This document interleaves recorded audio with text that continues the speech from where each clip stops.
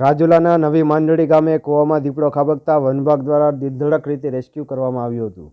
રાજુલા તાલુકાના નવી માંડળી ગામે ધાતરવડી નદીના કાંઠે આવેલા કૂવામાં અચાનક દીપડો ખાબકતા સ્થાનિક ખેડૂતો દ્વારા વન વિભાગને જાણ કરવામાં આવી હતી।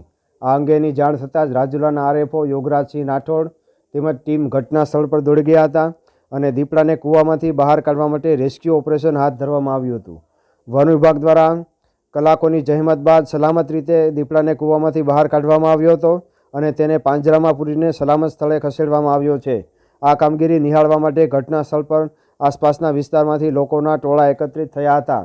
રિપોર્ટિંગ બાય ડીડી વરુ, શાશ્વત સંદેશ ન્યૂઝ।